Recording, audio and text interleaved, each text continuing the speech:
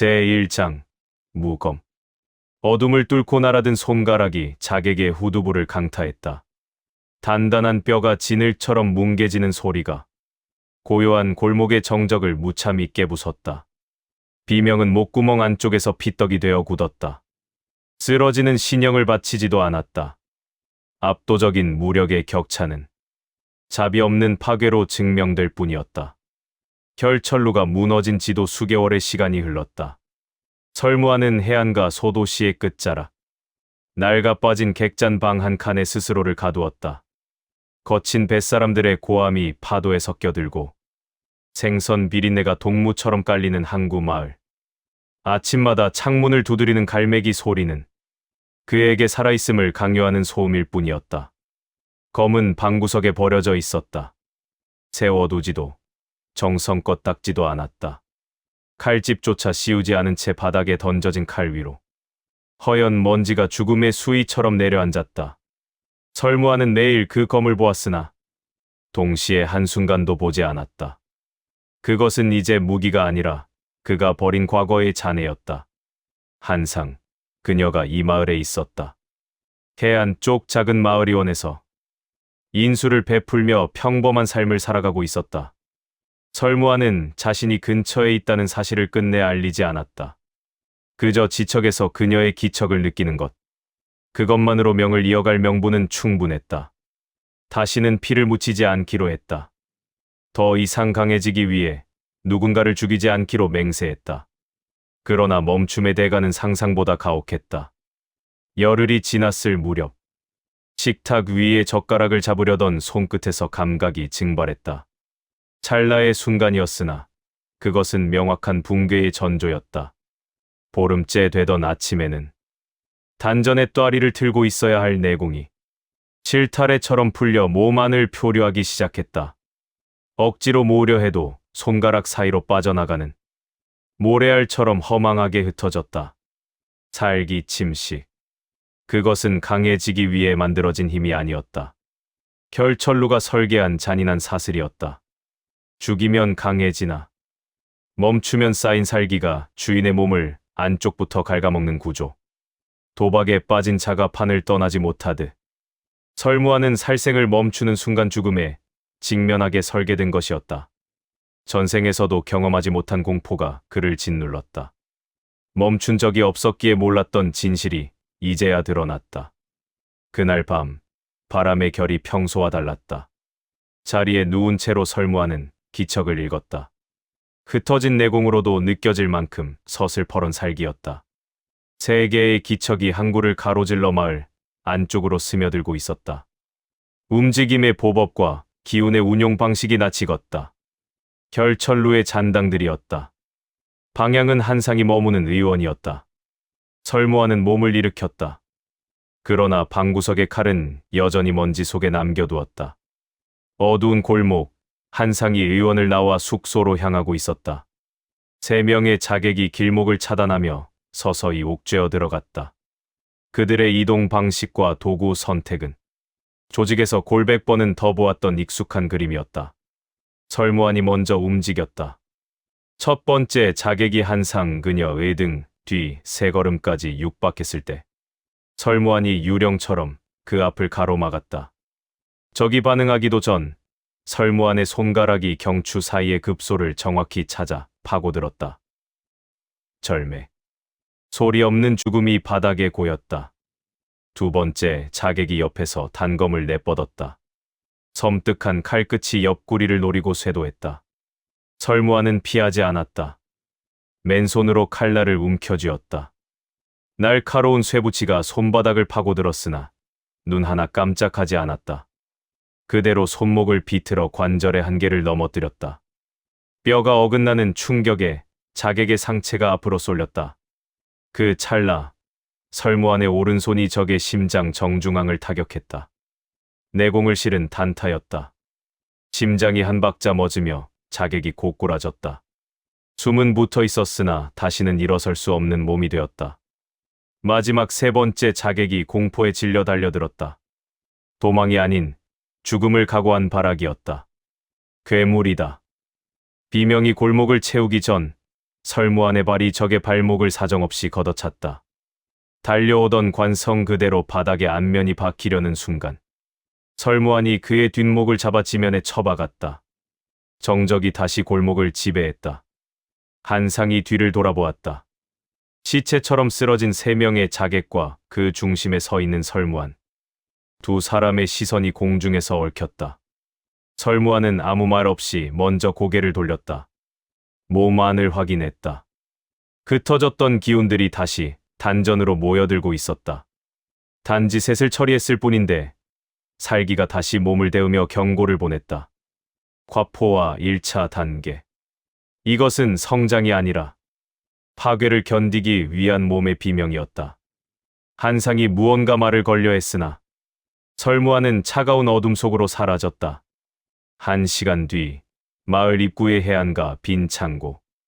예상대로 증원이 도착했다. 3명의 자객이 응답하지 않으면 더 강한 전력을 보내는 것이 그들의 방식이었다. 6명의 적이 창고를 포위했다. 연기 상위 둘과 화경 하위의 고수 하나가 포함된 정이었다. 포위망이 완성되기 직전 설무안은 오히려 그들의 중심으로 걸어 들어갔다. 가장 강한 적 화경 하위의 고수와 정면으로 마주했다. 현재 연기 하위 수준까지 떨어진 설무안에게는 불리한 싸움이었다. 상대의 장풍이 내공을 가득 싣고 날아왔다. 설무안은 옆으로 피하는 대신 정면으로 맞받았다. 충격. 두 손바닥이 맞부딪히며 폭발적인 충격파가 창고 안을 뒤흔들었다. 설무안의 발이 뒤로 반걸음 밀려났다. 그러나 그는 멈추지 않고 상대의 팔꿈치를 낚아챘다. 내공을 한 점에 집중시켜 터뜨렸다. 바지. 팔꿈치 관절이 기괴한 방향으로 꺾여 나갔다. 고수의 경지가 무너지자 내공 또한 봇물 터지듯 흩어졌다. 남은 5이 동시에 덤벼들었으나 설무안은 화경 고수의 몸을 고기 방패 삼아 그들 사이를 파고들었다.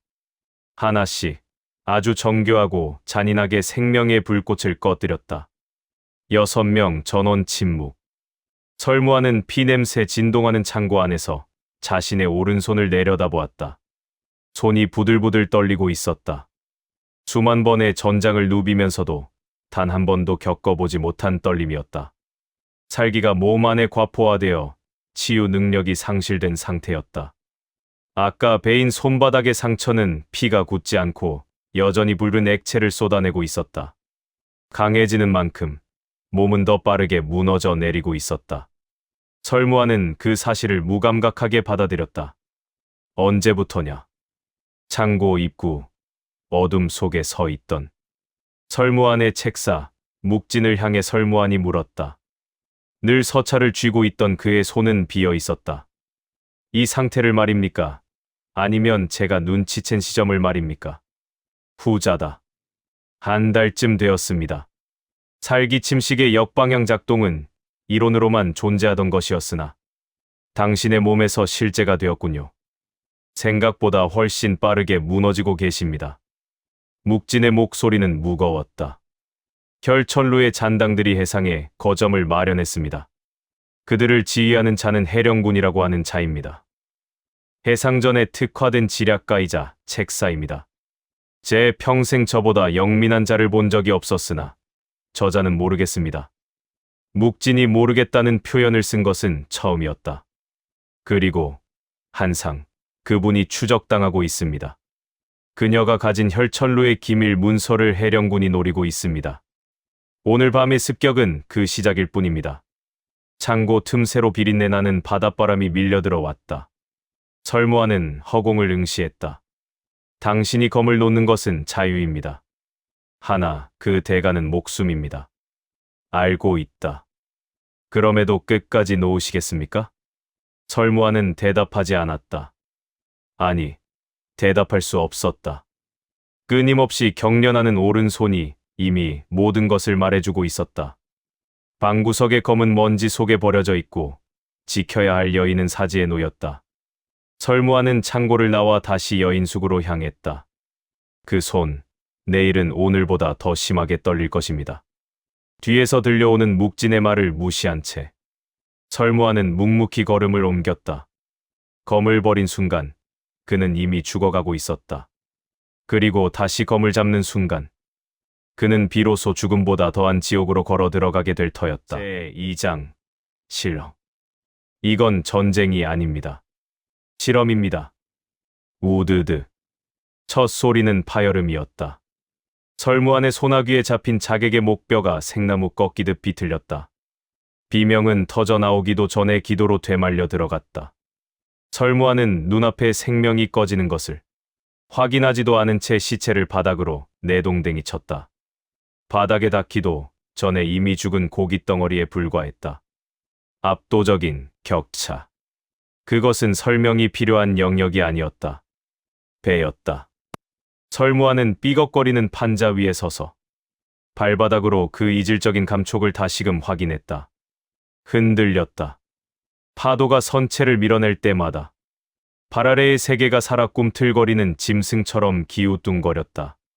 평생을 육지에서 살아온 무인에게는 결코 익숙해질 수 없는 고약한 감각이었다. 육지의 땅은 부동의 상징이다.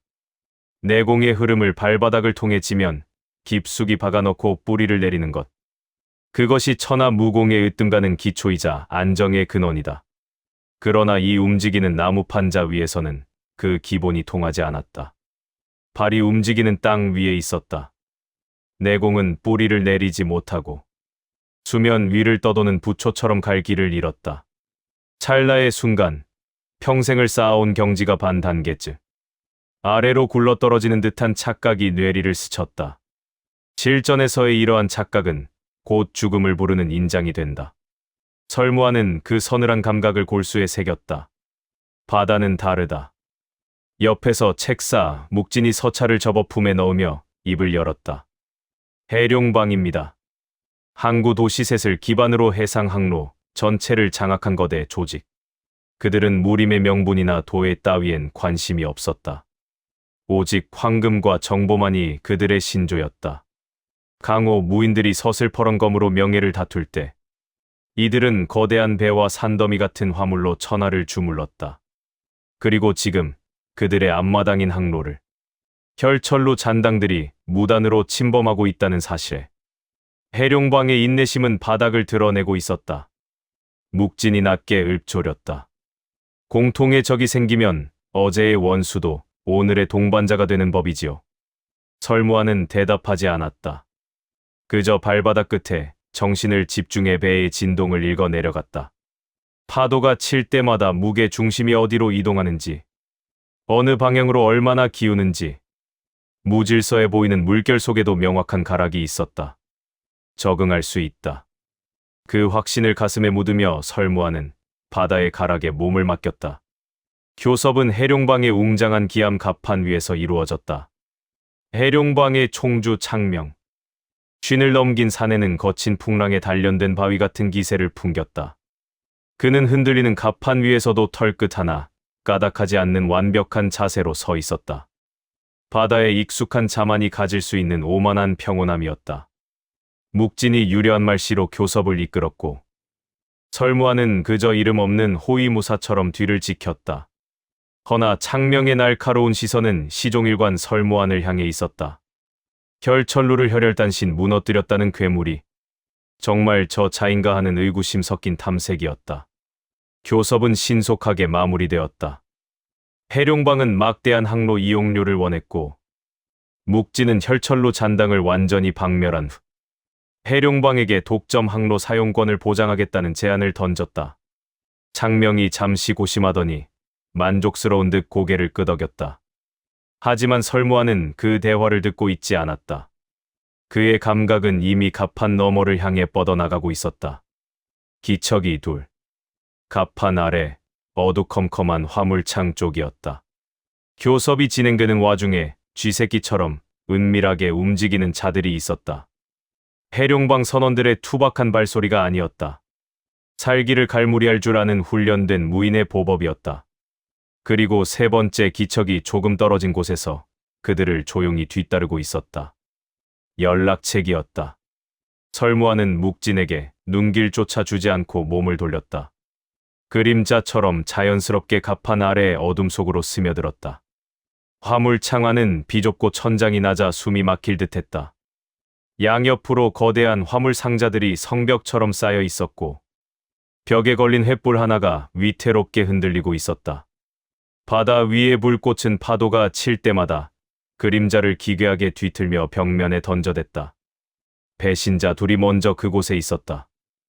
해룡방 선원의 옷을 입고 있었으나 그들의 몸놀림은 연기 경지의 상위에 달하는 고수들이었다. 그들의 손에는 방금 이루어진 교섭 내용과 묵진의 제안, 그리고 설무안의 위치가 적힌 서찰이 들려 있었다. 설무안이 발을 들이자마자 두 놈이 동시에 반응했다.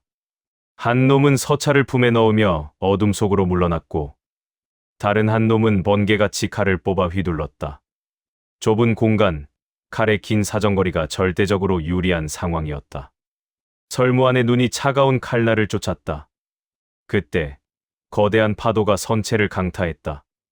배가 크게 기울었고 설무안의 발이 젖은 나무 바닥 위에서 순간적으로 미끄러졌다. 육지에서는 결코 일어날 수 없는 실수였다. 파도에 실려온 바닷물이 바닥을 적신 탓이었다. 평생 느껴본 적 없는 불협화음이 온몸을 타고 흘렀다. 자객의 칼날이 허공을 갈라 설무안의 목을 노렸다. 설무안은 미끄러지는 신형을 억지로 바로잡으려 하지 않았다. 오히려 그 미끄러짐에 몸을 실어 상체를 비틀었다. 귓가를 서늘하게 스쳐 지나가는 칼날의 감촉. 그 찰나의 틈을 타 설무안의 오른손이 자객의 목덜미를 쇠집게처럼 낚아챘다. 꺾임. 배가 기울어지는 방향 그대로 힘을 실어 비틀었다. 우득하는 소리와 함께 자객의 목뼈가 기괴하게 뒤틀리며 바닥에 처박혔다. 서찰을 품에 넣으려던 나머지 한 놈이 문을 향해 도약했다. 단 두 걸음이면 탈출이었다. 설무안의 손이 허공을 갈라 적의 등을 채찍처럼 낚아챘다. 화물 상자의 앞면이 처박힌 자객의 뒷목을 설무안의 손가락이 무참히 짓눌렀다. 순식간에 사방이 고요해졌다. 그때 세 번째 기척, 연락책이 안으로 들어섰다. 해령군 측에서 보낸 자였다. 그는 동료들의 참상을 목격하고는 그대로 얼어붙었다. 설무안의 서늘한 안광과 마주친 순간 그는 본능적으로 도주를 택했다. 설무안은 쫓지 않았다. 그저 출구를 막아섰을 뿐이다. 어떻게? 말은 완성되지 못했다. 설무안의 손날이 적의 목을 끊어놓았다. 30번의 호흡이 채 지나기도 전이었다. 바닥에 피가 파도를 따라 일렁이며 나무 틈으로 스며들었다. 설무안은 자신의 발바닥을 다시 확인했다. 비록 미끄러졌으나 그 미끄러짐마저 살수로 연결했다. 바다라는 괴물에 대한 적응이 시작되고 있었다. 문득 창밖의 수면을 보았다. 이상했다. 선체 옆으로 튀어오르는 바닷물이 미세하게 붉었다. 아주 옅은 색이었으나 무인의 감각으로는 분명한 핏빛이었다. 처음에는 노을의 반사라고 생각했으나 아니었다. 수면 아래에서 살기가 새어나오고 있었다. 지금껏 경험한 적 없는 기괴하고도 거대한 위협이었다. 갑판으로 나온 설무안을 본 묵진은 아무것도 묻지 않았다. 그는 무언가를 직감한 듯 설무안이 건네준 서찰을 받아 훑어내렸다. 묵진의 미간이 좁게 파였다. 교섭이 끝났습니까?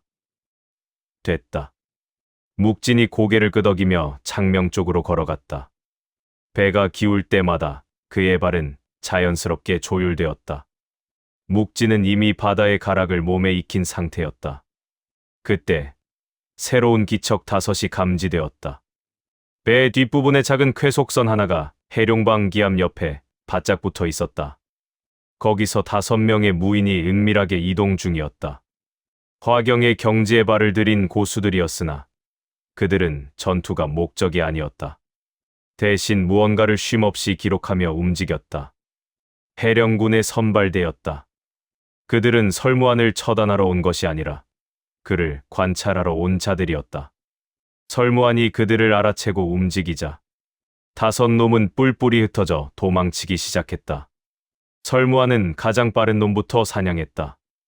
돛대 위로 기어오르는 놈을 따라 허공으로 솟구쳤다. 돛대 중간에서 발을 뻗어 적의 가슴을 짓눌렀다. 갑판 위로 추락한 자객의 뼈가 박살났고 그는 즉시 의식을 잃었다. 기암 안으로 숨어든 둘. 설무하는 창고 통로를 가로질러 그들의 앞을 막아섰다. 첫 번째 놈의 목을 가볍게 쳤고 두 번째 놈이 방향을 틀려다 벽에 막히자 그대로 뒷목을 눌러 제압했다.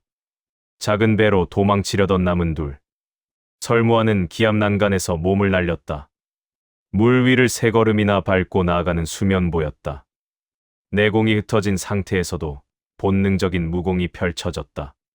배 위에 착지하자마자 달려드는 두 놈의 숨통을 차례로 끊었다.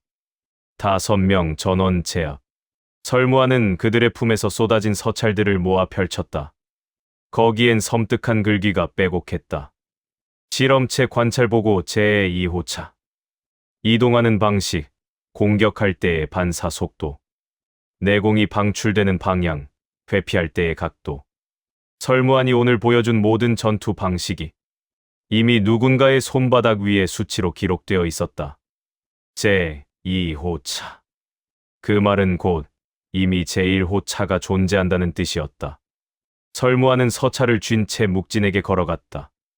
묵진은 서찰을 아주 오랫동안 들여다보았다. 평소의 침착함은 어디 가고 그의 손가락 끝이 미세하게 떨리고 있었다. 2호차라. 그렇습니다. 1호차는 어디에 있는가? 저도 방금에야 알았습니다. 묵진이 난간에 기댄 채 붉게 타오르는 수평선을 바라보았다. 해가 저물며 바다는 더욱 검고 깊은 색으로 변해갔다. 해룡방과의 협력은 성공적이었습니다. 잔당의 해상 경로를 차단하고 그들의 이동기지 위치까지 파악했으니 완벽한 구도였지요. 하지만 해령군은 이 모든 과정을 방관했습니다. 막을 수 있었음에도 일부러 내버려 둔 것입니다. 어째서인가?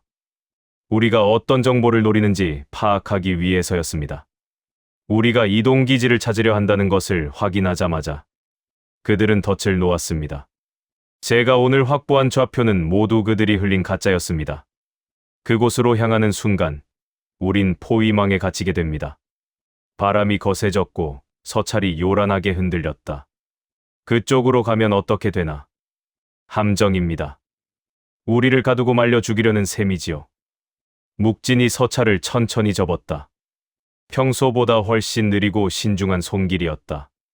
그날 저녁 해룡방 연락책을 통해 이름 없는 서찰 하나가 도착했다. 묵진에게 전해진 그 종이에는 단 한 줄만이 적혀 있었다. 죽는 것은 큰일이 아니나 모르는 것이야말로 진정한 비극이지요. 해령군이었다. 묵진은 그 서찰을 등불 아래서 몇 번이고 다시 읽었다. 글자 하나하나에 담긴 서늘한 비웃음이 느껴지는 듯했다. 설무한이 옆에서 물었다. 그 서찰이 어떻게 읽히나? 묵진이 잠시 침묵하다가 대답했다. 저자는 이기려 드는 것이 아닙니다. 그저 우리를 관찰하려는 것입니다. 우리가 승리하든 패배하든 그에겐 아무런 의미가 없습니다. 그럼 진정한 목적이 무엇이란 말이냐? 바로 당신, 설무한이라는 존재 그 자체입니다. 배가 크게 흔들렸다. 파도 소리가 더욱 거세졌고 멀리서 갈매기의 울음소리가 처량하게 울려 퍼졌다. 묵진이 서찰을 접다 말고 멈추며 읊조렸다. 이건 전쟁이 아닙니다. 잠시 정적이 흐른 뒤 그가 다시 말을 이었다. 실험입니다. 제3장. 첩불. 이건 시작도 아니다. 우드드, 콰직. 비명이 터지기도 전에 거대한 파멸이 먼저 당도했다. 칠흑 같은 어둠을 뚫고 나타난 돌격선이 혈철로 선두 함선의 허리를 그대로 들이받았다. 단단한 참나무 판자가 종이장처럼 찢겨 나갔고 갑판 위에 서 있던 무인들은 그 충격에 중심을 잃고 나동그라졌다. 압도적인 힘의 격차였다. 공포는 소리보다 빨랐고 죽음은 경보보다 앞서 도착했다. 어둠 속에서 불쑥 솟아오른 거대한 괴수가 배를 집어삼키는 듯한 형국이었다. 적들은 자신들이 무엇에 버텼는지조차 깨닫지 못한 채 수면 아래로 가라앉기 시작했다. 밤이었다. 두터운 구름이 달빛을 완전히 집어삼켜버렸다. 수평선은 어둠에 녹아 사라졌고 바다와 하늘은 경계가 무너진 채 하나의 거대한 심연이 되어 있었다. 배가 어디로 향하는지, 머리 위가 하늘인지 발밑이 심연인지조차 분간할 수 없는 절대적인 흑색의 세계였다. 묵지는 그 막막한 어둠을 기회로 삼았다. 돌격선의 차가운 갑판 위에서 묵진이 지도를 펼쳤다. 횃불 따위는 없었다. 그는 오직 손가락 끝의 예민한 감각만으로 지도의 굴곡을 짚어나갔다. 곁에 선 설무하는 파도 소리에 섞여 들어오는 묵진의 낮은 전원에 귀를 기울였다. 횃불은 전부 껐습니다. 검은 돛을 올리고 검은 의복을 갖추었습니다. 물을 가르는 소리조차 죽였습니다. 혈철로 함대는 지금 우리가 북쪽으로 후퇴했다는 가짜 정보에 휘말려 헛된 추격을 이어가고 있습니다. 그들이 제 발로 사지로 걸어 들어오고 있습니다. 해류는 어떠한가? 설무안의 묵직한 물음에 묵진이 지도의 한 지점을 강하게 눌렀다. 북쪽 측면의 해류가 유독 빠릅니다. 그 길목으로 적들을 몰아넣으면 선두 함선들이 물살에 밀려나며 후미와 자연스럽게 분리될 것입니다. 그렇게 고립될 선두 함대는 모두 7척입니다. 설무안의 시선이 보이지 않는 지도 위에 머물렀다. 그 7척인가? 그 안으로 들어가시면 됩니다. 묵진이 지도를 조심스럽게 접어 품에 넣었다. 어둠 속에서도 그의 눈빛만큼은 서늘하게 살아 있었다. 포위선 3척이 이미 후미의 탈출 경로를 막기 위해 기동 중입니다. 놈들에겐 도망갈 구멍이 없습니다. 화공선 한 척이 불꽃을 피우는 순간 그것이 곧 첫 폭발이자 전투의 시작 신호가 될 것입니다. 거친 바닷바람이 불어와 검은 돛을 세차게 흔들었다. 묵진이 다시 입을 열었다. 바다는 누구에게나 공평하지 않습니다. 오직 철저히 준비된 자만이 이 냉혹한 수면 위에서 살아남는 법입니다. 설무하는 대답하지 않았다. 그는 뱃머리로 걸어가 앞을 내다보았다. 눈앞은 여전히 아무것도 보이지 않는 무덤 같았으나 그 어둠 어딘가에 25척의 적선이 숨죽이고 있다는 사실을 영혼으로 느끼고 있었다. 발바닥을 타고 전해지는 선체의 미세한 떨림, 파도가 몸체를 때릴 때마다 느껴지는 독특한 박자. 이틀의 시간이 흐르는 동안 설무하는 육지의 보법을 잠시 내려놓고 바다의 음유를 몸에 익히고 있었다. 느리지만 확실하게 물 위에서의 감각이 뼈와 살에 새겨지고 있었다. 설무하는 천천히 칼을 뽑아 오른손에 쥐었다. 손은 떨리지 않았다. 아직은 차가운 냉기만이 손끝을 타고 전해질 뿐이었다. 정적이었다. 들리는 것은 오직 물소리뿐이었다. 파도가 선체를 밀어낼 때 나는 낮고 둔탁한 소리, 그리고 돛을 스치는 바람의 흐느낌이 전부였다. 혈철로 함대는 꿈에도 몰랐다. 자신들이 쫓고 있는 허상 너머, 바로 옆 어둠 속의 죽음의 사자들이 아가리를 벌리고 기다리고 있다는 사실을. 첫 번째 이상 징후는 선두에서 터져 나왔다. 가항. 무음으로 접근하던 돌격선이 적의 측면을 그대로 들이받는 소리가 정적을 파괴했다.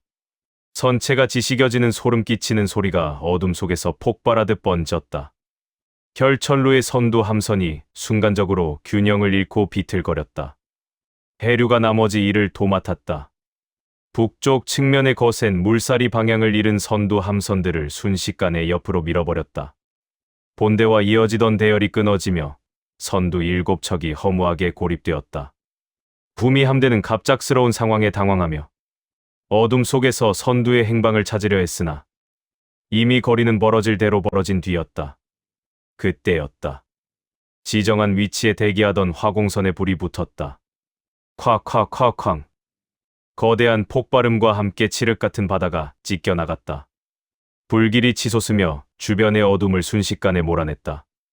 붉은 화염이 바다 위에 넘실거리며 지옥의 풍경을 비추었다.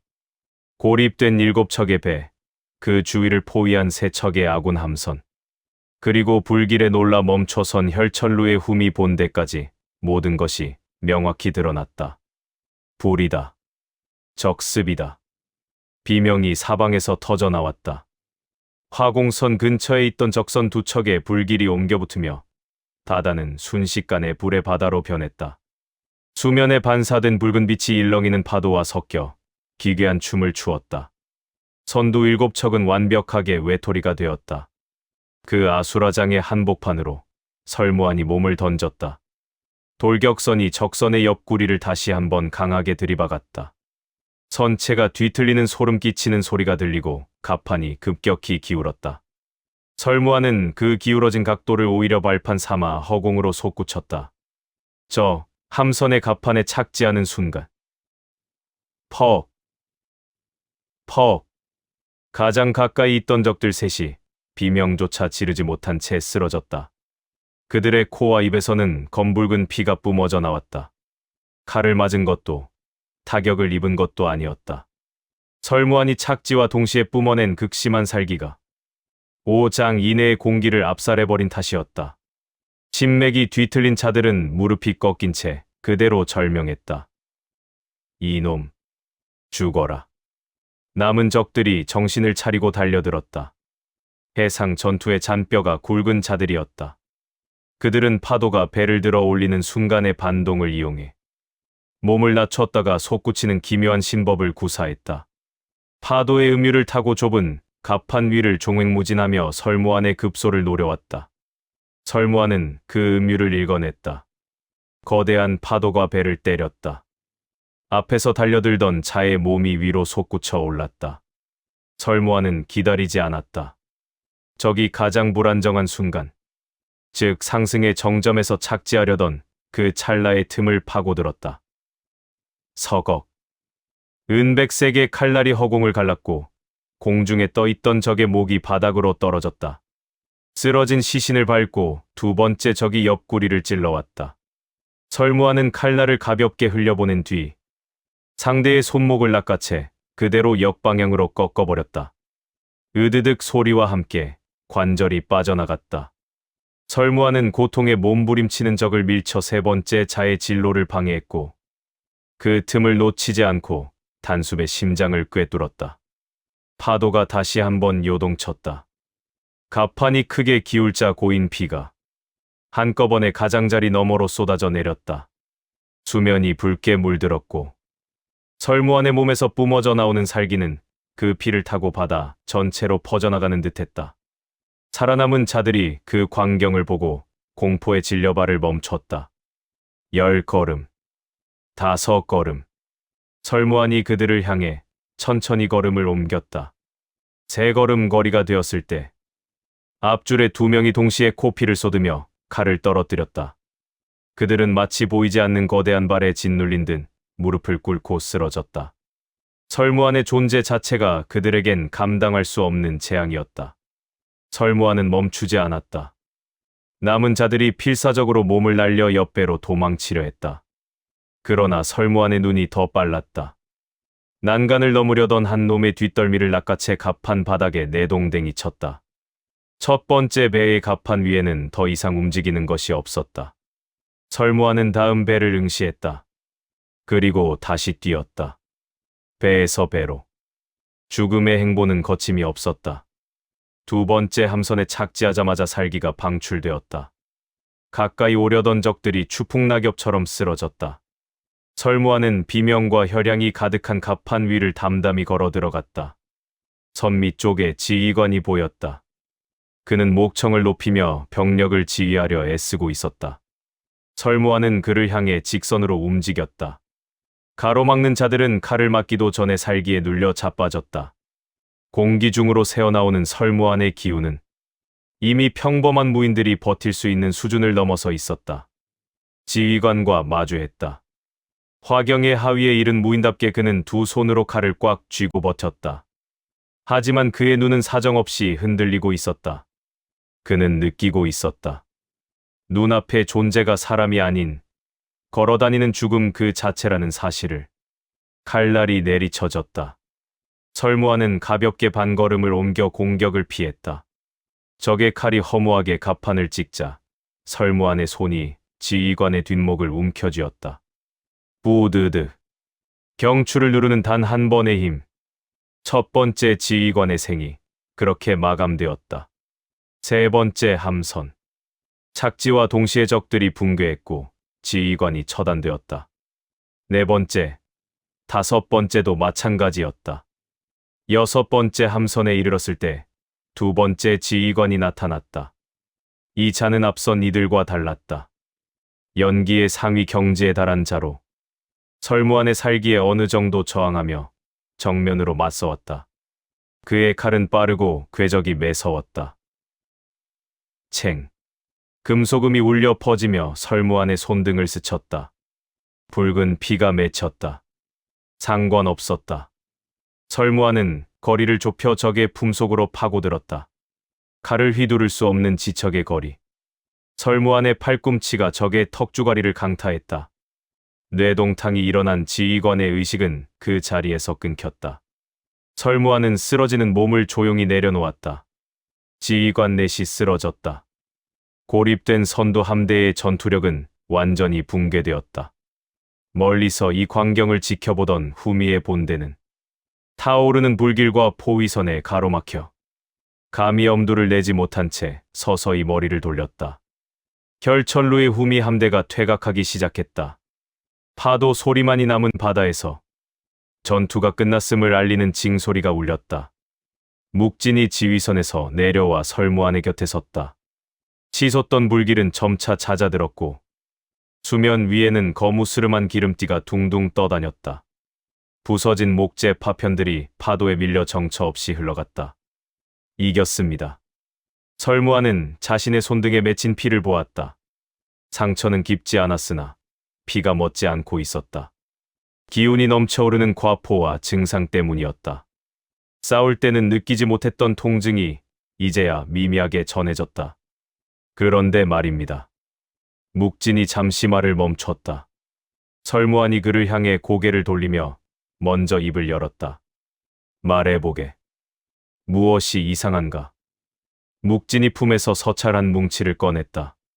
전투 중에 포획한 대열의 가장 뒤쪽에서 기회만 엿보던 적의 함선에서 나온 것이었다. 그 배는 치열한 싸움에 단 한 번도 끼어들지 않고 오로지 후방에서 모든 상황을 지켜보고만 있었다. 설무안 역시 전투 중에 그 시선을 어렴풋이 느끼고 있었다.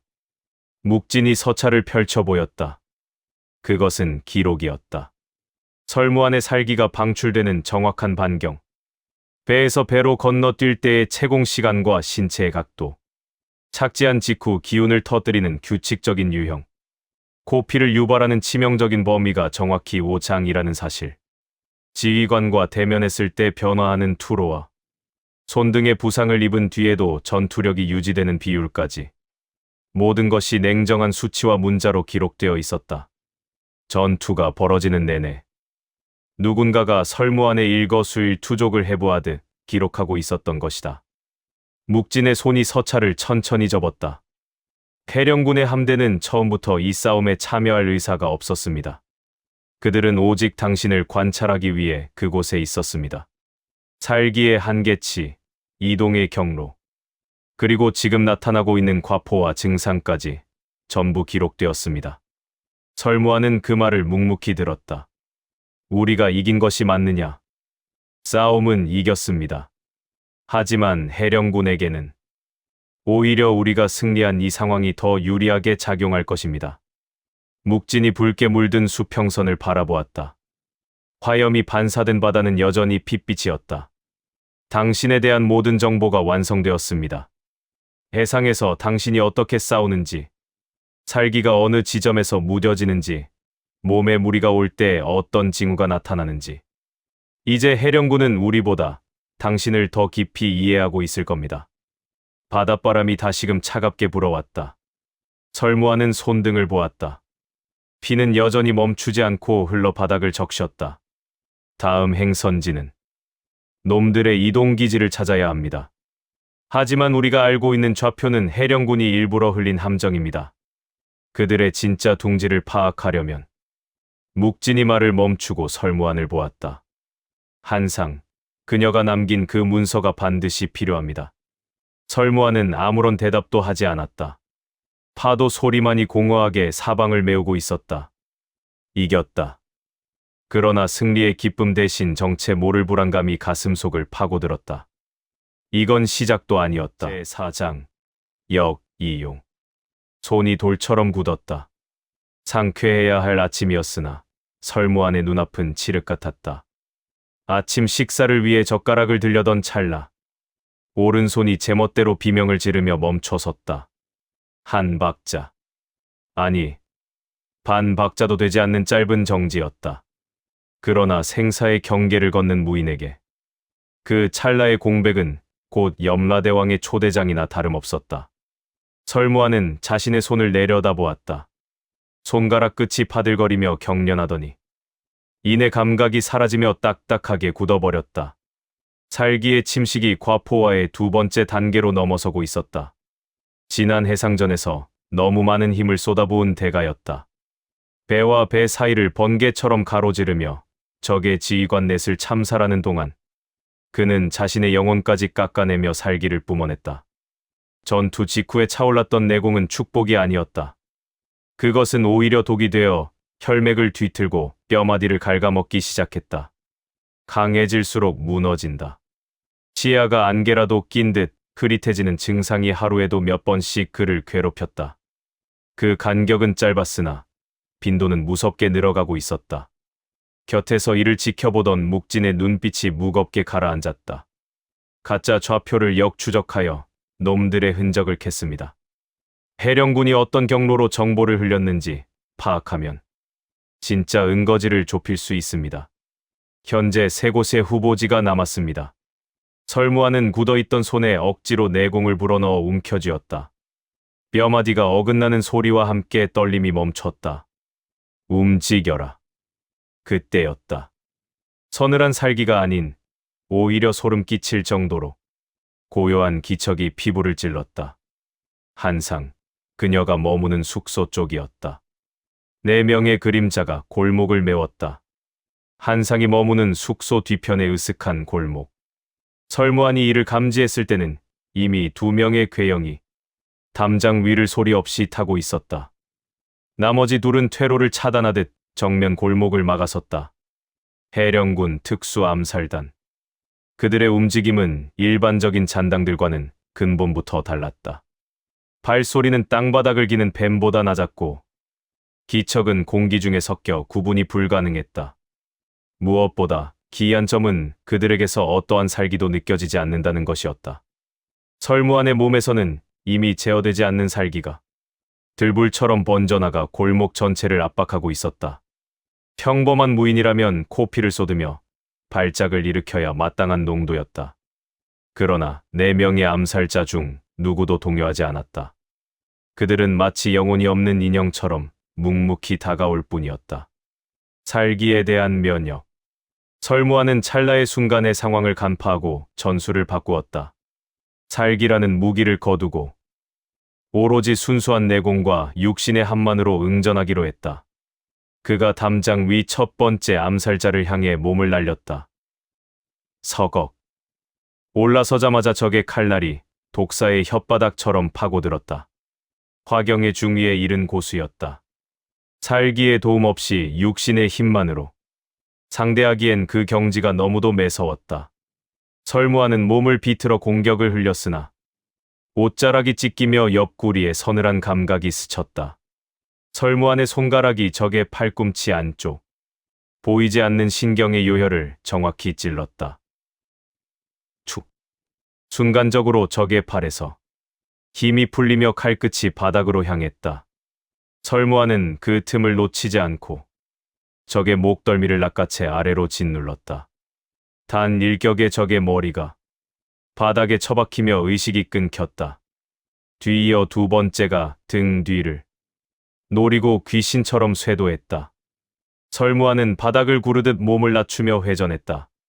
적의 발목을 낚아채 중심을 무너뜨린 뒤 쓰러지는 몸 위를 덮쳐 목의 급소를 강하게 압박했다.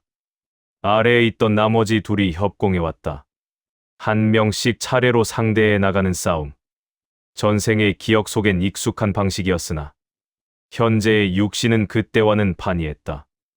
내공이 사방으로 흩어지고 기혈이 뒤틀린 상태에서 화경의 고수들을 맨몸으로 상대하는 것은 명백한 한계가 있었다. 세 번째를 처리하는 사이 네 번째가 영악하게 거리를 벌렸다. 신법에 특화된 자였다. 그는 싸움이 불리해지자 미련 없이 골목을 벗어나 뛰기 시작했다. 설무안이 추격하기 위해 땅을 박차려던 순간 눈앞이 번쩍이며 시야가 흐려졌다. 단 한 박자의 지체였다. 그러나 그 짧은 순간의 거리는 회복할 수 없을 만큼 벌어졌고 네 번째 암살자는 담장을 넘어 어둠 속으로 자취를 감췄다. 도주였다. 설무안은 자리에 멈춰 섰다. 세 명을 제압했으나 하나를 놓쳤다. 살기에 면역이 있는 자를 상대로 겪은 생전 처음 있는 실패였다. 의식을 잃어가던 세 번째 암살자가 피 섞인 조소를 흘리며 중얼거렸다. 당신의 살기가 이미 한계치를 넘었다. 조금만 더 쓰면 끝이다. 설무안의 손이 그의 목을 눌러 말을 끊었다. 그러나 그 저주 섞인 목소리는 이명처럼 귓가에 남았다. 오른쪽 귀에서 무언가 미지근한 것이 흘러내렸다. 손을 대보니 선명한 핏자국이었다. 가느다란 핏줄기가 귓불을 타고 내려와 옷깃을 적시고 있었다. 처음 있는 일이었다. 설무안은 아무런 감정 없이 손등으로 피를 닦아냈다. 그저 자신의 파멸이 가속화되고 있다는 사실을 무미건조하게 받아들일 뿐이었다. 상황은 더 나빠지고 있었다. 묵진이 새로운 침투 경로를 설계했다. 해안 동쪽의 낡은 창고 지구. 겉으로는 평범한 어물 도매상으로 위장했으나 실제로는 해령군의 핵심 연락 거점이었다.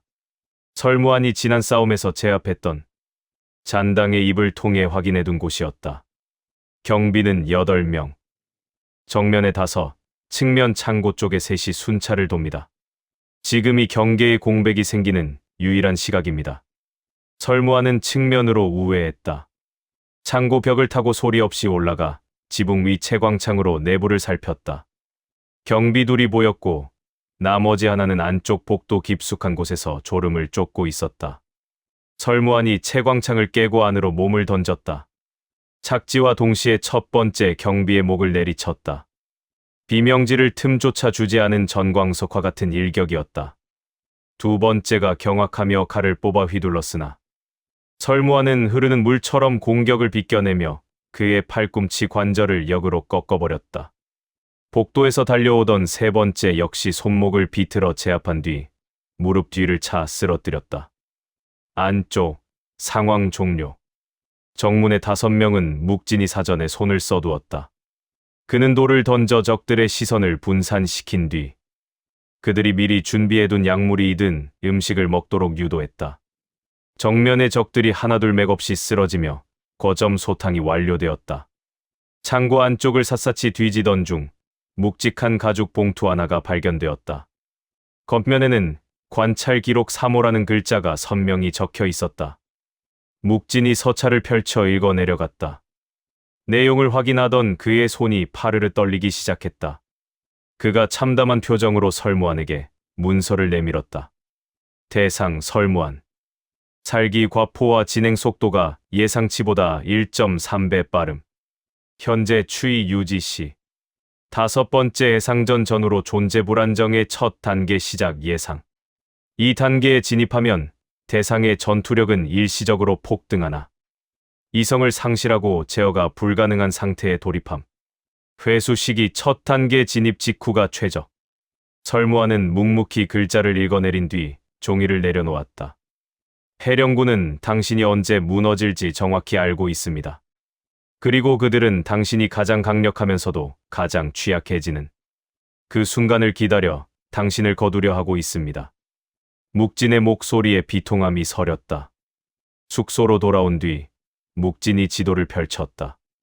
가짜 좌표를 역추적해 얻어낸 3곳의 후보지. 그러나 셋 중 진짜가 어디인지 특정할 방법이 막막했다. 한상 씨가 가진 문서가 필요합니다. 설무안의 차가운 시선이 묵진에게 향했다. 결철루 시설을 함락시킬 때 챙겨온 자료들입니다.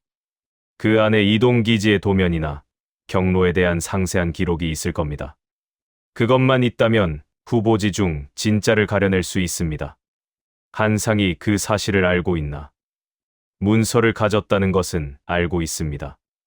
내용 역시 이미 어느 정도 파악하여 정리해둔 것으로 보입니다. 설무하는 창밖의 시커먼 어둠을 응시했다. 문제는 해령군 역시 알고 있다는 것입니다. 한상 그녀가 그 문서를 가졌다는 사실을 말입니다. 묵진의 어조가 낮아졌다. 처음부터였습니다. 자객이 한상, 그녀를 노린 것은 살해가 아니라 납치였습니다. 문서를 되찾기 위함이었지요. 오늘 살기 면역 암살단을 보낸 것 역시 마찬가지입니다.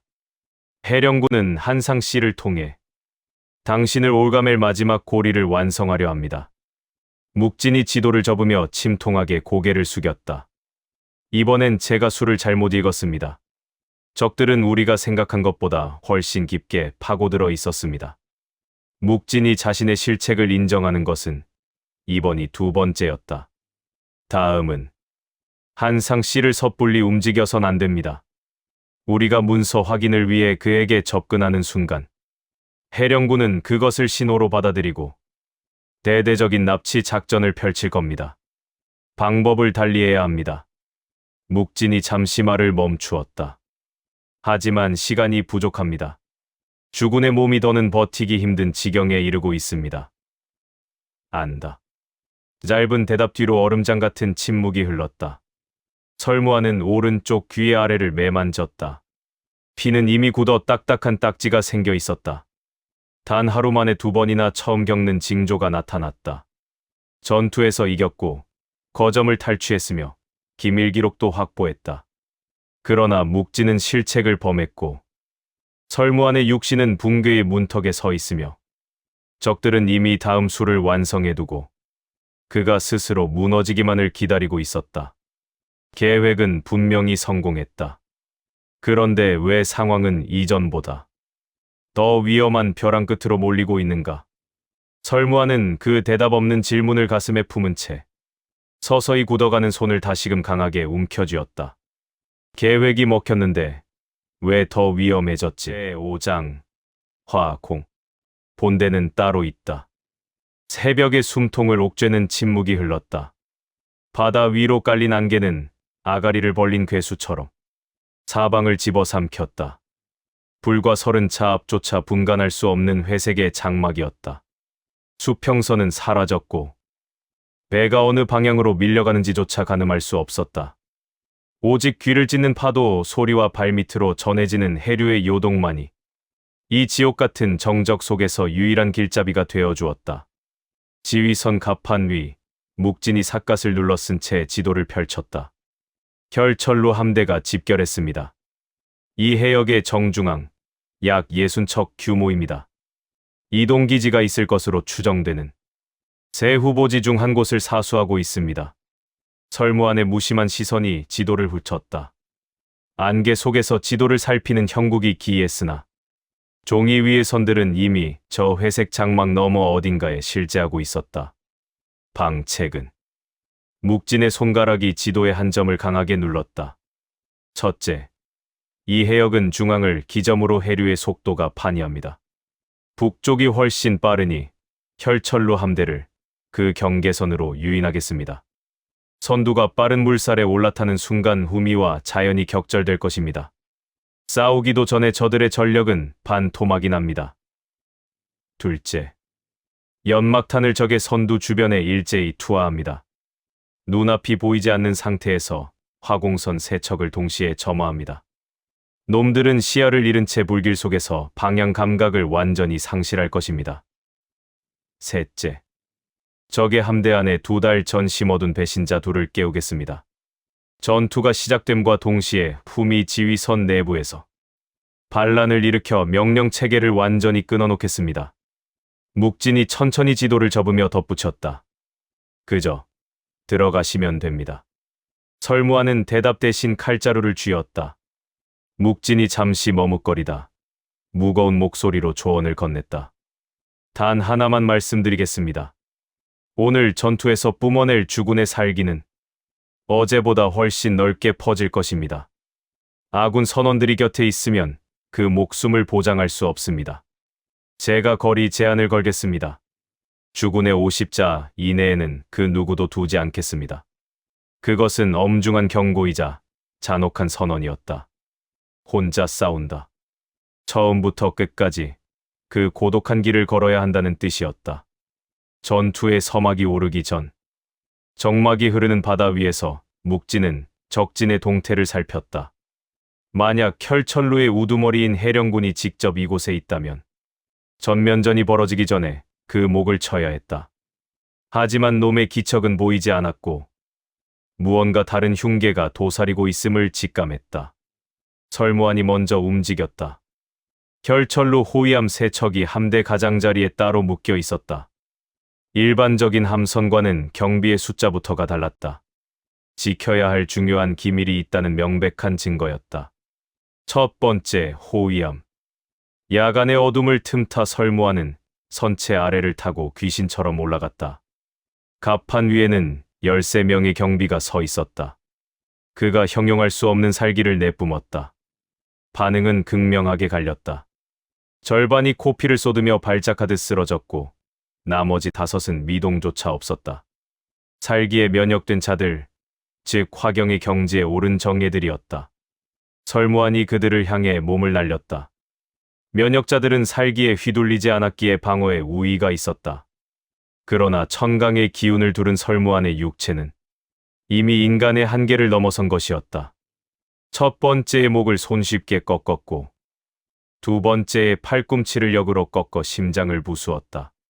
세 번째와 네 번째 역시 비명 한마디 지르지 못하고 피를 토하며 고꾸라졌다.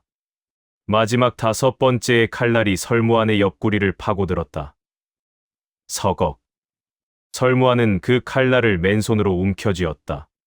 손바닥이 찢어지는 고통이 밀려왔으나 그는 오히려 그 손에 힘을 주어 칼을 뽑아내 적의 심장에 되꽂았다. 피가 갑판을 적시고 바다로 흘러들었다. 수면 반경 십자가 순식간에 검붉게 물들기 시작했다. 그때 묵진의 지휘선 쪽에서 끔찍한 비명이 들려왔다. 50자 밖에 있어야 했던 아군 선원들이 설무안의 살기에 휘말려 발작을 일으킨 것이다. 전원 후퇴, 100자 뒤로 물러나라. 묵진의 다급한 지시가 파도를 타고 울려 퍼졌다. 설무안은 두 번째 호위함으로 건너뛰었다. 이곳에도 면역자 6이 기다리고 있었다. 살기가 통하지 않는 자들을 상대하는 전투는 더 많은 내공과 물리적 충돌을 요구했다. 손바닥에서는 피가 멈추지 않았고 상처는 쌓여갔다. 그때 기이한 광경이 펼쳐졌다. 배 주변의 물고기 떼가 배를 드러내며 수면 위로 뒤집어지기 시작했다. 설무안의 살기가 바닷속까지 침투하여 생명체들을 뱃속부터 죽여버린 것이다. 붉은 수면 위에 하얀 물고기 백가죽이 가득 들어차는 참혹한 풍경이었다. 마지막 세 번째 호위함에 뛰어든 설무안은 경비들을 순식간에 정리하고 선실을 샅샅이 뒤졌다. 하지만 해령군은 없었다.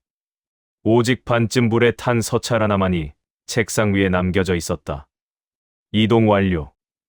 예정대로. 놈들은 이미 이곳을 떠났다. 설무안은 그 서찰을 움켜쥐고 묵진에게 돌아갔다. 바다 위에는 여전히 붉은 핏물과 죽은 물고기들만이 떠돌고 있었다. 안개 속에서 진짜 전투의 함성이 터져 나왔다. 시야가 30차도 되지 않는 극한의 상황. 묵진의 신호가 떨어졌다. 연막탄 투하. 순간 혈철로 선두 함대 주변의 수면 위로 거대한 흰 연기가 폭발적으로 퍼졌다. 안개 위에 연막이 더해지자 시야는 5자 이내로 좁혀졌다. 제 손끝조차 보이지 않는 절대적인 암흑이었다.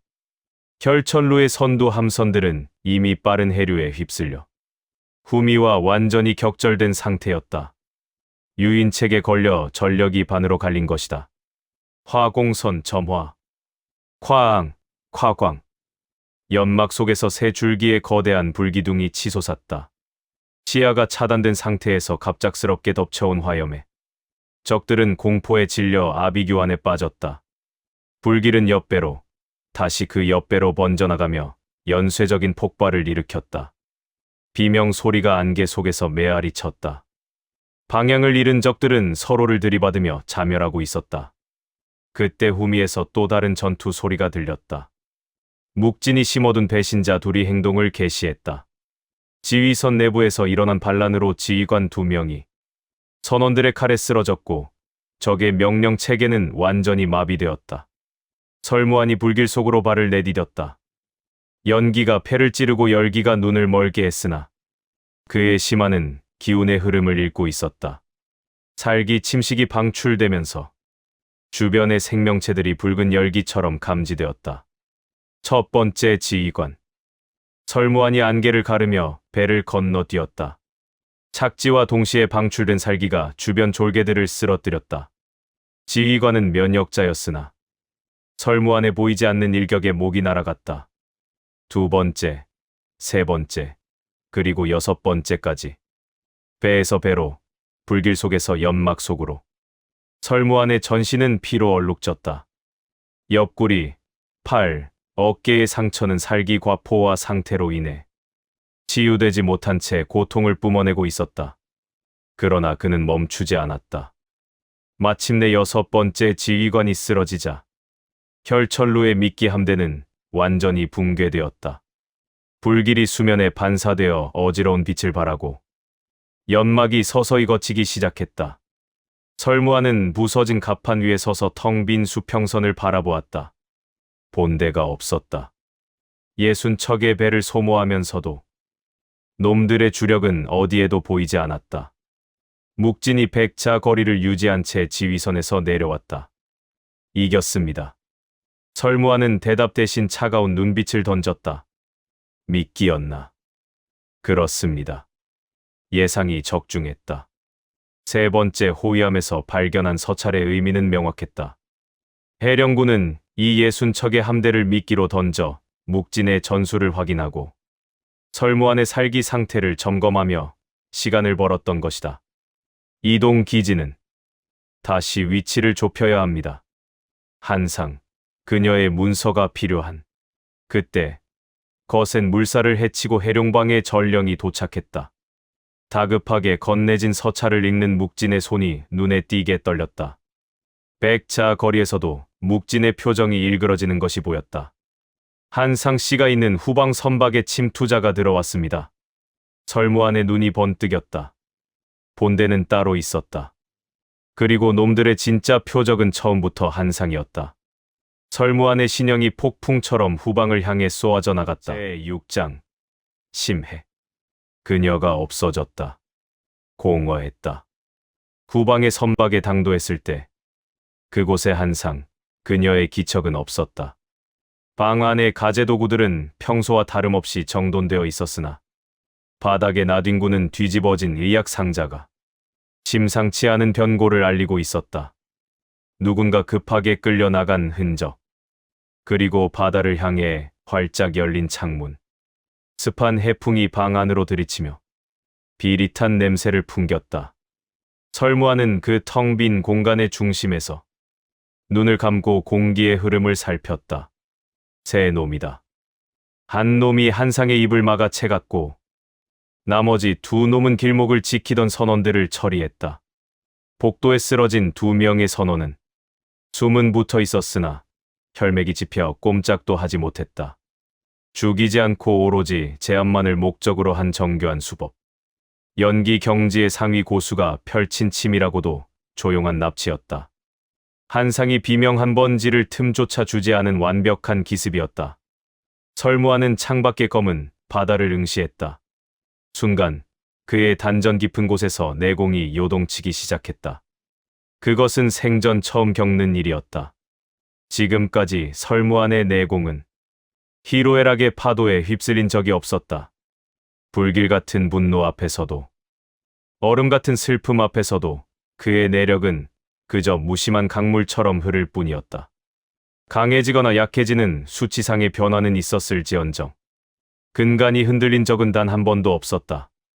하지만 지금은 달랐다.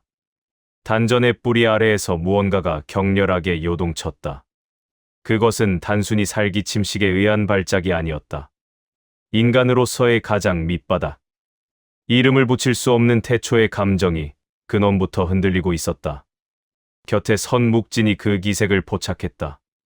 그는 평소처럼 설무안의 상태를 분석하려 했으나 이내 입을 다물었다.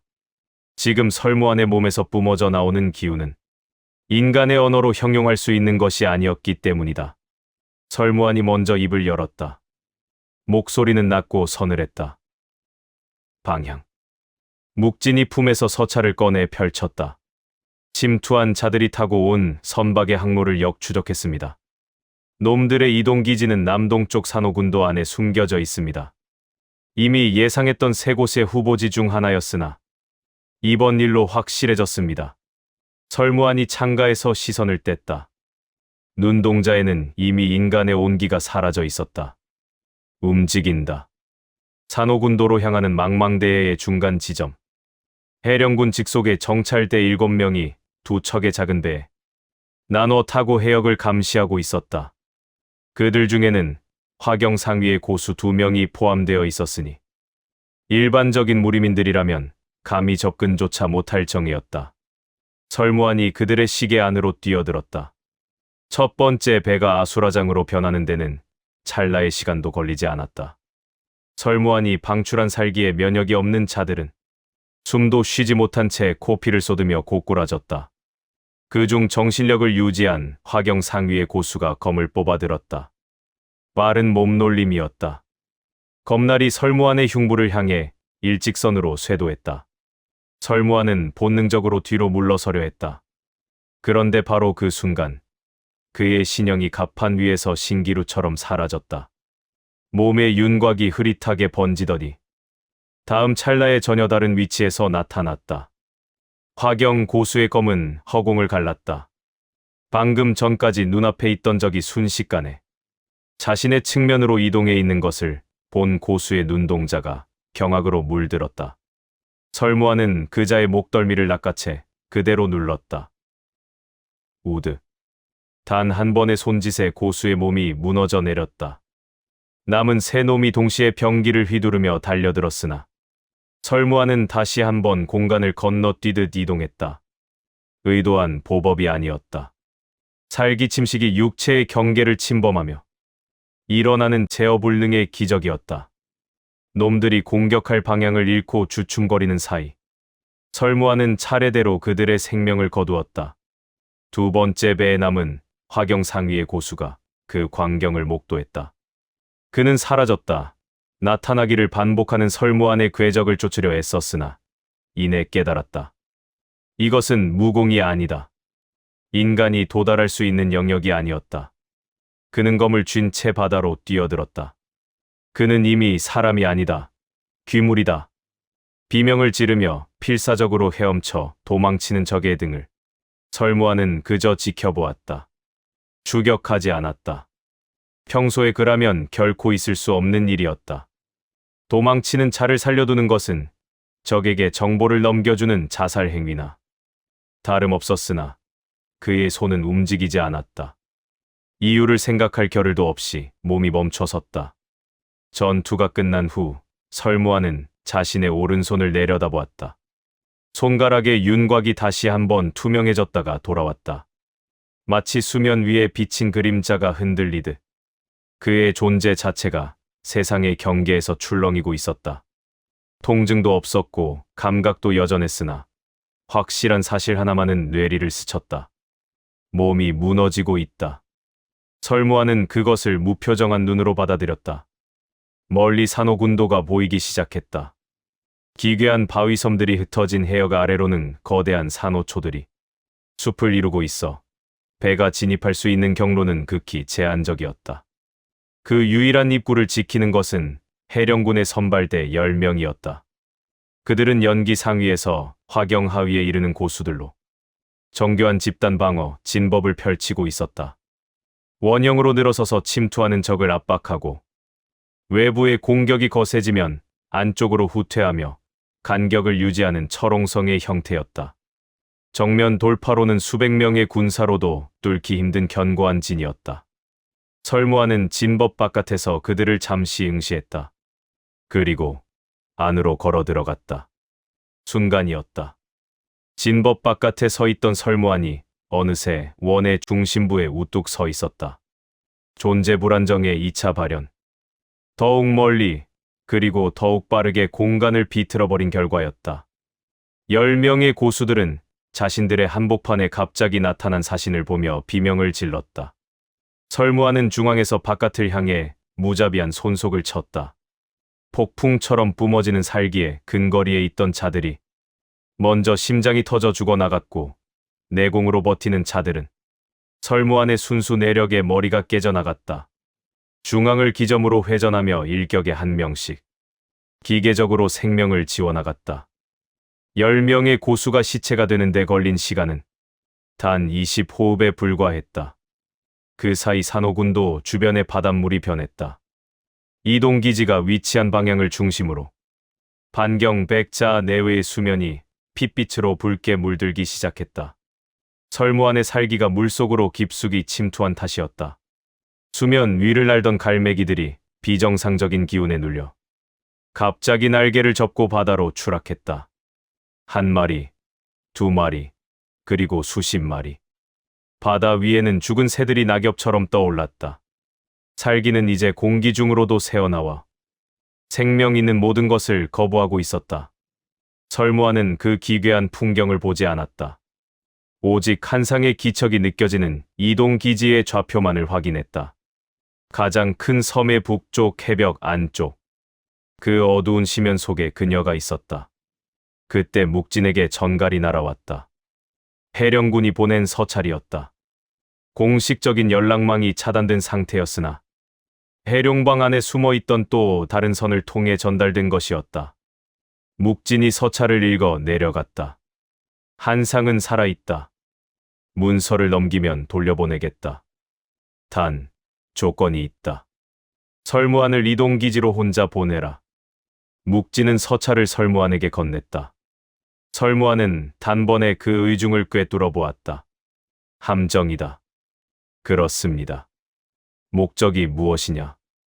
묵진이 지도를 펼치며 냉정하게 분석했다. 이동기지 내부라는 통제된 환경에서 주군이 가진 존재의 불안정성을 극한까지 끌어올리려는 심산입니다. 외부의 변수를 차단하고 오로지 주군만을 자극하여 그 현상이 완성되는 과정을 기록하려는 것이지요. 해령군은 완전히 제어가 불가능해진 그 자료를 원하고 있습니다. 설무하는 묵묵히 그 말을 들었다. 그래서 묵진이 잠시 말을 멈췄다가 무거운 음성으로 덧붙였다. 그곳에 발을 들이는 순간 주군은 더 이상 인간으로 돌아오지 못할 수도 있습니다. 살아 돌아오는 것 자체가 불가능할지도 모릅니다. 설무하는 서찰을 구겨 바다에 던졌다. 한상, 그녀가 거기 있다. 묵진은 대답하지 않았다. 긴 침묵이 이어졌다. 설무안이 기지를 향해 몸을 돌리려 할 때 묵진이 다시 입을 열었다. 저도 가겠습니다. 설무안이 걸음을 멈추고 그를 보았다. 거리는 100자 이상을 유지하겠습니다. 주군의 살기 반경 밖에서 움직이며 기지 내부의 망을 차단하는 공작을 수행하겠습니다. 해령군이 외부의 지원을 요청하지 못하도록 말입니다. 설무안은 묵진의 눈을 들여다보았다. 그의 눈은 흔들림이 없었다. 감정에 치우친 결정이 아니었다. 이 위험천만한 함정에 뛰어드는 것이 장기적으로 어떤 이익을 가져다 줄지, 혹은 어떤 필연적인 결과로 이어질지 이미 계산을 마친 눈이었다. 이유는 묻지 않았다. 그들은 서로의 결단을 존중하며 산호 군도의 심장부로 향했다. 배가 나아갈수록 바다는 더욱 짙은 붉은색으로 물들었다. 그녀가 없어졌다. 설무안에게는 그 사실이 세상의 어떤 법칙보다 우선했다. 그의 손 윤곽이 다시 한번 흐릿하게 떨리다 돌아왔다. 그는 이제 기지로 들어간다. 그곳에 그녀가 있기 때문이다. 제7장 폭풍. 이 바다 자체가 실험장이었다. 하늘이 무너지고 있었다. 칠흑 같은 먹구름이 바다를 집어삼킬 듯 내려앉았고 수평선 너머는 핏빛과 보랏빛이 뒤섞인 불길한 기운으로 가득 찼다. 갈피를 잡지 못한 광풍이 사방에서 몰아치자 평온하던 수면은 이내 거대한 괴물의 아가리처럼 솟구쳐 올랐다. 대재앙이 시작되려는 전조였다. 묵진이 사납게 흔들리는 갑판 위에서 무거운 가죽 지도를 펼쳤다. 결천루의 본진입니다. 수백 척의 함선이 이동 기지를 수호하기 위해 산호군도 외곽에 배수진을 쳤습니다. 그 안에는 인신을 개조한 강화 실험체 함대가 도사리고 있습니다. 설무안의 서늘한 시선이 지도의 곡선을 훑었다. 폭풍이 이 해역을 완전히 장악하기까지 남은 시간은 3시즌이다. 나는 그 혼돈을 방패 삼아 파고들겠다. 묵진이 거친 손가락으로 세 지점을 강하게 짚었다. 전장을 셋으로 쪼개겠습니다. 북쪽은 소인이 직접 이끌고 동쪽은 해룡방이, 서쪽은 남은 무림 세력이 맞습니다. 세 곳에서 동시에 불길이 치솟으면 결천루의 대군은 흩어질 수밖에 없습니다. 그리고 주군께서는 그 아수라장 사이를 뚫고 적의 심장부로 직행하십시오. 앞을 가로막는 함선은 무엇이든 파쇄하며 나아가시면 됩니다. 제가 적들의 전령 체계를 일시에 차단하여 이동기지를 고립무원의 처지로 만들겠습니다. 설무하는 대답 대신 요동치는 파도를 응시했다. 적들도 알고 있겠군. 예측하고 있을 겁니다. 이 거대한 폭풍의 도달 시각까지 계산해 넣었겠지요. 하지만 멈출 수 없습니다. 한상 소저가 그 지옥 같은 곳에 갇혀 계십니다. 바람이 돛을 찢어발길 듯 포효했다. 한 가지 더 명심하십시오.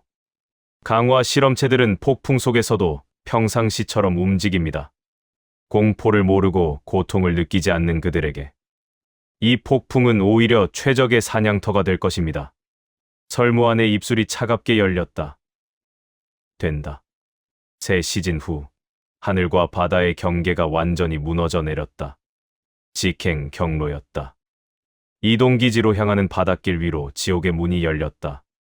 파도의 높이는 이미 5길을 넘어서며 배들을 장난감처럼 휘둘렀다. 돛대는 비명을 지르며 꺾여 나갔고 몰아치는 바람 소리는 전장의 모든 통곡을 집어삼켰다. 설무하는 그 분노한 바다 위를 걸었다. 배에서 배로, 부서지는 파편 위로 몸을 날리는 그의 발은 귀신처럼 정확하게 갑판을 찾아 안착했다. 존재의 경계가 흐릿해지는 불안정 상태가 극에 달해 있었다.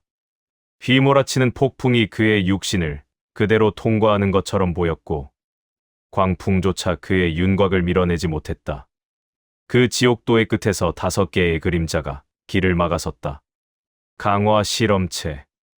일반적인 것들과는 기운의 무게부터 달랐다. 놈들은 폭풍 속에서도 미동조차 없이 설무안을 지켜보았다.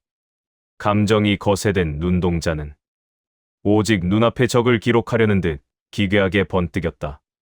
설무안이 산을 무너뜨릴 듯한 살기를 방출했다. 그러나 놈들은 반응하지 않았다. 살기에 질려 얼어붙어야 할 인간의 본성이 그들에게는 존재하지 않았다. 설무안이 공간을 비틀며 사라지려 했다. 그 찰나, 첫 번째 실험체가 설무안이 나타날 자리를 미리 읽고 몸을 날렸다. 설무안의 신형이 옆으로 밀려났다. 이동 경로를 예측당한 것은 생전 처음 있는 일이었다. 두 번째 놈이 귀신 같은 속도로 뒤를 잡았다. 강철보다 단단한 악력이 팔을 오감했다. 설무안이 잡힌 팔을 당겨 놈의 관절을 꺾으려 했으나 개조된 신체는 기괴한 비틀림에도 저항하며 버텼다. 세 번째 놈이 정면에서 무거운 무게를 실어 들이받았다. 세 방향에서 가해지는 압도적인 압박. 설무안의 발이 갑판의 가장자리, 난간 끝에 닿았다. 처음으로 맛보는 밀림이었고 위기였다. 그때였다. 찢어지는 바람 소리를 뚫고 가느다란 목소리가 고막을 울렸다. 무한시, 한상이었다. 소리는 저 멀리 이동기지가 있는 방향에서 들려왔다. 무슨 말인지는 명확치 않았으나 그것은 분명 그녀의 영혼이 담긴 외침이었다. 순간 요동치던 존재 불안정이 기적처럼 멈추었다. 흐릿하던 육신의 경계가 선명하게 되살아났고 살기 침식에 먹혀가던 이성이 돌아왔다. 인간의 감정이 살기를 억누르는 역설적인 상황. 가장 약해지는 순간에 설무안의 몸은 가장 완전한 통제력을 되찾았다. 설무안은 그 찰나의 순간을 포착했다. 억눌린 살기를 단전의 한 점으로 응축하고 또 응축했다. 방출하지 않고 내부에서 터지기 일보 직전까지 빽빽하게 눌러 담았다. 그리고 한 번에 터뜨렸다. 단점 방출. 5방향으로 뻗어나간 무시무시한 충격파에 강화 실험체 5이 동시에 사방으로 날아갔다. 갑판에 처박힌 놈들은 기괴한 소리를 내며 다시는 일어나지 못했다. 설무안이 제자리에 우뚝 섰다. 오른쪽 눈에서 붉은 선혈한 줄기가 뺨을 타고 흘러내렸다. 그는 피를 닦지 않았다. 한상의 목소리가 들린 그 어두운 바다 너머를 응시하며 다시 걸음을 옮겼다. 폭풍이 절정에 달했다. 파도는 집체를 넘어서 산맥처럼 솟구쳤고 시야는 20걸음 앞도 분간하기 어려웠다. 갑판은 미끄러운 얼음판처럼 변해 난간을 잡지 않은 자들은 예외 없이 검은 바다로 쓸려 내려갔다. 그 아비규환 속에서 세 갈래의 전투가 벌어지고 있었다. 북쪽 전장. 묵진의 부대가 혈철로 선봉 함대와 맞붙었다. 묵진은 폭풍이 덮치기 전 미리 닻을 내려 배들을 고정했다. 파도를 타고 밀려오던 혈철로 함대 40척은 보이지 않는 닷줄에 걸려 일시에 멈춰 섰고 뒤따르던 배들이 연쇄적으로 충돌하며 스스로 자멸했다. 그 틈을 타 쏟아진 화공선들이 폭풍 속에서도 꺼지지 않는 기름불로 바다를 불태웠다. 동쪽 전장. 해룡방은 노련하게 패배를 가장하며 적들을 폭풍의 눈으로 끌어들였다. 추격의 눈이 먼 적의 증원 함대가 폭풍 중심부에 거대한 측면 파도에 휩쓸려 차례로 뒤집혔다. 해룡방은 그 혼란을 틈타 무너진 적들을 가차없이 도륙했다. 서쪽 전장. 남은 무림 세력은 절망적인 사투를 벌였다. 그곳의 적들은 강화 실험체 함대였다. 놈들은 열길이 넘는 파도가 갑판을 덮쳐도 미동조차 하지 않았다.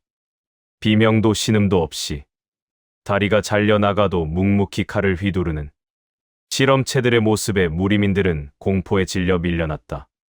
그 참혹한 전장들의 중심, 설무안이 홀로 걸었다. 기울어진 갑판 위에서도 그의 발은 결코 흔들리지 않았다. 존재 불안정이 간헐적으로 발현되며 폭풍의 기세가 그의 몸을 스쳐 지나갔다. 그가 배를 옮겨 탈 때마다 뿜어지는 살기에 가까운 적들은 넋을 잃고 쓰러졌고 먼 적들은 감히 다가오지 못했다. 눈에서 흐른 피가 빗물에 씻겨 바다를 적셨다. 그의 발걸음이 닿는 경로를 따라 바다는 기괴한 붉은 빛으로 물들었다. 마침내 산호군도의 거대한 해벽 뒤 기괴한 위용을 자랑하는 이동기지가 모습을 드러냈다. 그때 멀리서 묵진의 목소리가 전음으로 들려왔다. 망 차단이 끝났습니다. 해령군은 이제 고립되었습니다. 그리고 잠시 침묵이 흐른 뒤 무거운 음성이 이어졌다. 설무안 주군.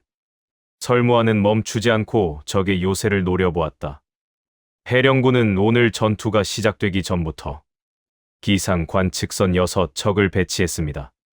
주군이 이동하는 경로, 존재 불안정이 일어나는 빈도, 살기가 미치는 반경까지 놈들은 실시간으로 기록하고 있었습니다. 설무안의 눈동자가 차갑게 가라앉았다. 이 전장 자체가 처음부터 설계된 실험장이었습니다. 폭풍의 시각과 강화 실험체의 배치는 모두 주군의 한계를 측정하기 위한 도구였습니다. 우리가 피를 흘리는 이 바다 전체가 놈들의 거대한 실험실이었던 것입니다. 설무안은 이동 기지의 해벽을 보았다. 한상, 그녀가 저 차가운 벽 너머에 있다. 바람은 더욱 사나워지고 파도 소리는 모든 진실을 덮으려 했으나 설무안의 의지는 꺾이지 않았다. 이 바다가 실험장이든 죽음에 덫이든 상관없었다. 그는 이미 한상 그녀의 목소리가 들리는 곳으로 도약하고 있었다. 제8장 결전. 바다의 벽이 갈라졌다. 거대한 이동기지의 철갑 외벽을 타고 검은 그림자가 치솟았다. 설무안이었다. 갑판 위로 올라선 그의 신형 위로 성난 파도가 들이쳤으나 그의 발끝은 한치의 흔들림도 없었다. 하늘을 뒤덮은 먹구름 속에서 번개와 폭풍이 울부짖으며 철판을 두드렸다. 그러나 육중한 문을 열고 기지 내부로 들어서는 순간 소름 끼치는 침묵이 그를 맞이했다. 길게 뻗은 통로. 천장은 낮아 숨을 조였고 벽마다 걸린 희미한 등불은 꺼질 듯 말 듯 파르르 떨렸다. 지난 시절 보아왔던 혈천루의 시설들과는 격이 달랐다. 거칠고 투박한 기운은 사라지고 오직 살인을 위해 벼려진 칼날처럼 정밀하고 차가운 기운만이 가득했다. 벽면에는 숫자가 적힌 문들이 입을 벌린 채 늘어서 있었다. 설무하는 그 번호들을 하나씩 훑으며 걸음을 옮겼다. 그러다 어느 한 벽면 앞에서 발길을 멈췄다. 그곳에는 한 장의 서류가 붙어 있었다. 설무한. 그의 이름이었다. 그 아래로는 도저히 믿기 힘든 상세한 기록들이 나열되어 있었다. 회귀라는 기연을 얻은 이후 날짜별로 측정된 살기의 방출 범위, 몸 안에서 휘몰아치는 내공의 밀도와 과포화 상태의 진행 속도, 그리고 육신이 세상의 경계에서 흐릿해지는 존재 불안정이 처음으로 발현된 시각까지. 적들은 이미 그를 하나의 생명이 아닌 실험을 위한 도구로 정의하고 있었다. 설무하는 자신의 영혼이 해부당한 기록을 단 2찰나 동안 무심히 응시했다. 그리고 다시 어둠 속으로 걸어 들어갔다. 첫 번째 구역이었다. 앞을 가로막은 것은 15명의 정예의 경비였다. 설무한이 통로에 발을 들이는 순간 억눌려 있던 살기가 폭발하듯 방출됐다. 그것은 단순한 기세가 아니었다. 과포화된 내력이 존재 불안정과 뒤섞이며 만들어낸 재앙의 잔해였다.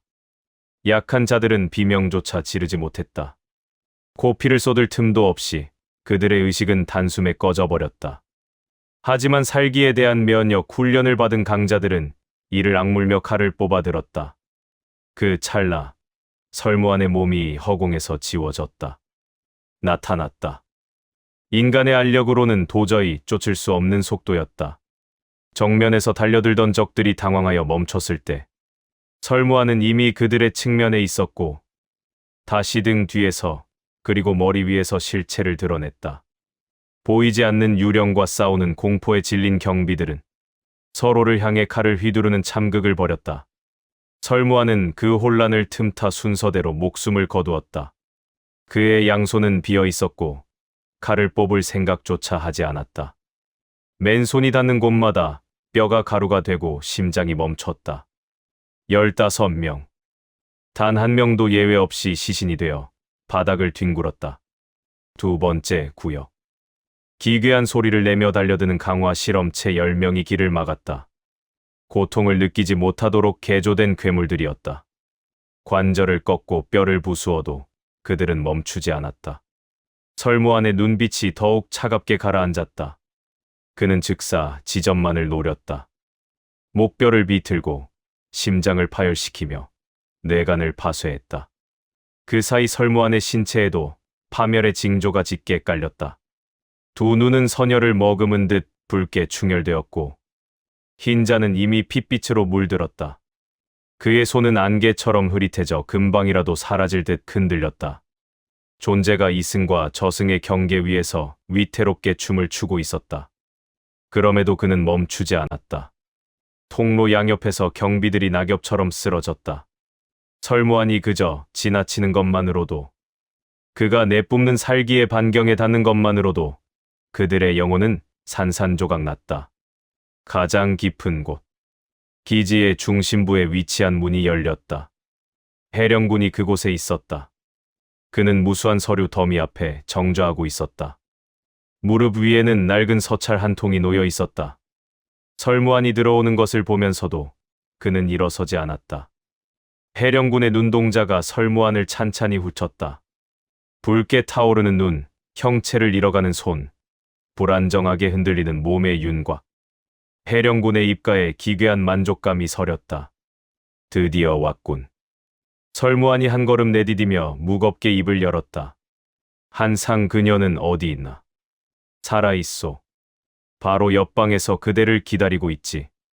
설무한이 다시 한 걸음 다가섰다. 해령군이 말을 이었다. 모든 정보가 모였소. 살기침식의 과포화가 완성에 이르렀고 존재 불안정 또한 완전히 발현되었지. 그대가 지금까지 형태를 유지하고 있다는 것 자체가 이미 인간의 한계를 넘어선 명백한 증거요. 해령군은 칼조차 잡지 않았다. 그저 서찰 위에 손을 얹은 채 설무안을 꿰뚫어 보듯 말했다. 그대, 한 발만 더 내디디면 존재가 완전히 분해되어 사라질 것이오. 설무안의 발이 멈췄다. 겁이 나서가 아니었다. 육신이 먼저 반응했다. 깊은 심연으로부터 오는 경고였다.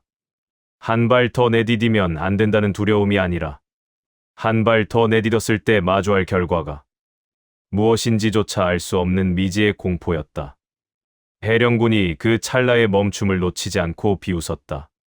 그대는 처음부터 완벽한 괴물이 되도록 설계되었소. 그러나 감정이라는 불필요한 찌꺼기가 변수였지. 한상, 그 여인이 바로 그 변수요. 당신 안에 남은 마지막 인간성이 완성을 가로막고 있는 것이지. 그 순간이었다.